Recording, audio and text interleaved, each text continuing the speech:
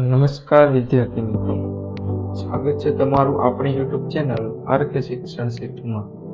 આજે આપણે વાત કરવાની છે ઇંગ્લિશ ગ્રામરના એક એવા ટોપિકની જે ખૂબ નાનો લાગે છે, અને જો તેની સમજ નહીં હોય તો ઇંગ્લિશ બોલતી વખતે લખતી વખતે વારંવાર ભૂલ થાય છે. અને એ ટોપિક છે આર્ટિકલ્સ. હા દોસ્તો, એન અને ધ, આના વગર ઇંગ્લિશ સાવ અધૂરી છે.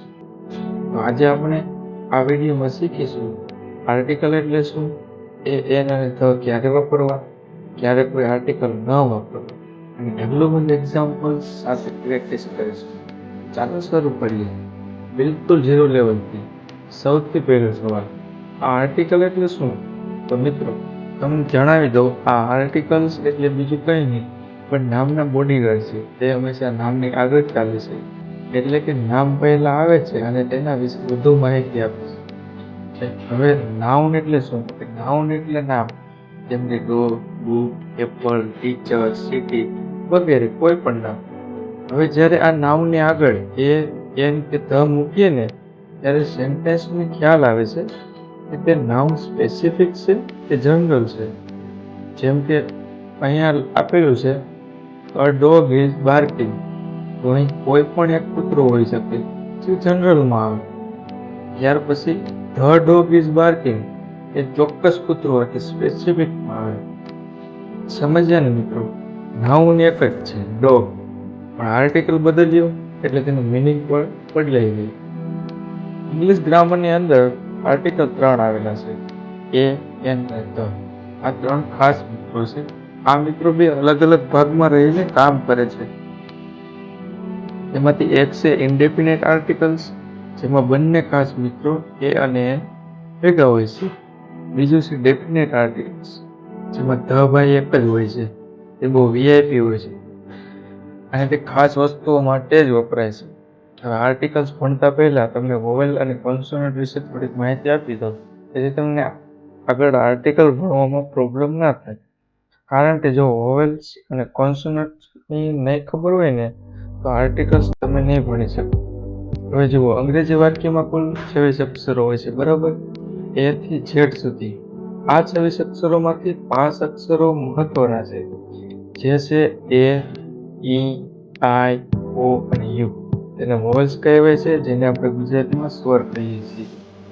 જેમ આપણી ગાડીની અંદર બે વાર બ્રેક કે ક્લચ ના હોય, ગાડી ના ચાલે, તેવી જ રીતે અહીંયા 5 સ્વરો વગર વાક્ય ના બને. ચાલો ટ્રાય કરી જોઈએ. ચાલો, અહીં લખેલું છે રાહુલ, એના સ્પેલિંગ છે RAHUL, બરાબર? તેમાંથી આપણે સ્વર કાઢી નાખીએ તો શું વધે? RS, બરાબર? તો કાંઈ વચાય? કાંઈ ન વચાય. એટલે જ કહું છું, સ્વર વગર વાક્ય ના બને, ના બને, ના જ બને. હવે બાકીના જે વધ્યા ને મિત્રો, 21, એને કોન્સોનન્ટ કહે છે અને ગુજરાતીમાં તેને વ્યંજન કહેવામાં આવે છે, બરાબર? બસ આટલી ખબર હોય એટલે અંગ્રેજીની અડધી જાણ તો આપણે શીખી ગયા. હવે આપણે આપણા મૂળ મુદ્દા ઉપર આવી જઈએ અને પેલા 3 મિત્રો યાદ છે ને, એન અને ધ, એની પાસે જઈએ અને એક એક કરીને બધા વિશે જાણીએ. ચાલો સૌથી પહેલા એન વિશે જાણીએ કે તે ભાઈ શું કહે છે. એનું કહેવું એમ છે કે જ્યારે કોઈ સ્પેલિંગનો ઉચ્ચાર સ્વરથી શરૂ થાય ત્યારે તેની આગળ મને મૂકો, એટલે કે એનને મૂકો, મને નહીં. એમ યાદ રાખજો, અક્ષર નહીં, પણ ગુજરાતીમાં તેનો ઉચ્ચાર શું થાય છે તે મહત્વનું છે.